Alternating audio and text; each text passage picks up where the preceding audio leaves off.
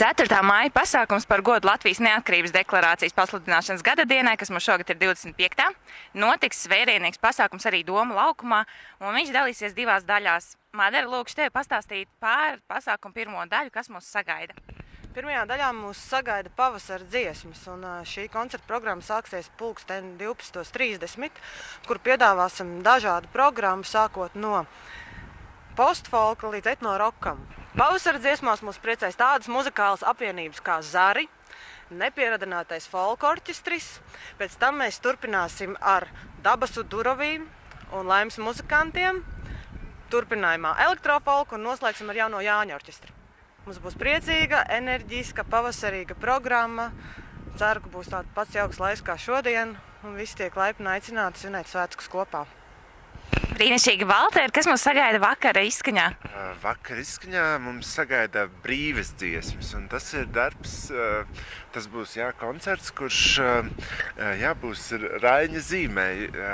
Šis ir Raiņa gads, 150 gadi, un savā ziņā tas brīdis, par brīvību Rainis vienmēr ir runājis, un likās loģiski to šajā gadā arī par to domāt, ko nozīmē tā brīvība, ko mēs ieguvām un kas ir tagad. Un Rainim ir brīnišķīgs tas veids, kā viņš ir arī par to ļoti daudz runājis. Tajā laikā viņš bija cilvēks, kurš runāja par to, kā mums tikt pie brīvības un ko pēc tam ar to darīt. Un to arī tad mēs liksim iekšā šajā te koncertā. Tur būs dziesmas. Lielākā daļa ir tieši atmodas laika mūzika, populāra mūzika. Dažas dziesmas, kas ir no to grupu repertuāru, kuriem ir tie lielie hīti, bet tad ir daži, kas ir varbūt pat daudz mīļāki un siltāki, kurus tu tā pēc pirmā sitiena neatceries. Tā programma ir izveidota no tādiem gabaliem, bija tāds skaists darbs, pareizi, vēl bija tāds skaists darbs, kur nav tajā pirmajā listē no atmodas hītiem, bet ir vēl tā nākamā, un tā ir ar tāda brīnišķīga mūzika. Un es pieļauju, ka tas skanējums varētu pārsteigt, jo Emīls Zilberts veido speciāls aranžijas Vidzemes orķestrim. Mums būs kopā 7 solisti. Sieviešu balsis pārstāvēs Agnese Kovska, Aija Vītoliņa, Vineta Elksne. Savukārt no puišiem mums dziedās baritons Armands Siliņš, Imants Daksis, Goran Gora un arī Dalmans Kalniņš. Mums būs tāds muzikāli, poetisks vēstījums un ceram, ka sagādāsim daudz pārsteigumu.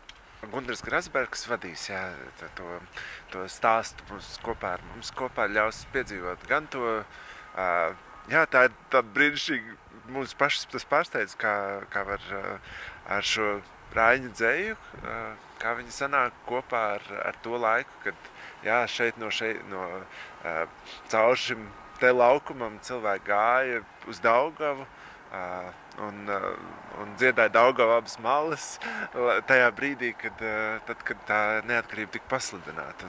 Un nedaudz notvert to laiku un domāt par to, kas tā brīvība tagad ir. Jā, mēs simboliski mēģināsim apspēlēt šos skaistos simbolus Saule, Pērkons, Daugava caur Raiņa tekstiem. Arī dziesmas būs dažas ar Raiņa tekstiem. Skatīsimies, kādas atbildes mums dos mūsu izvēlētā koncerta programma, kā mēs saprotam jēdzienu brīvība un ko galu galā ar to darīt. Un Sauli, Pērkonu, Daugavu mēs apspēlēsim ne tikai Raiņa tekstos un muzikālajā materiālā, bet tiks veidot arī īpaši scenogrāfijas skatuve, ko mums veidos Uģis Bērziņš.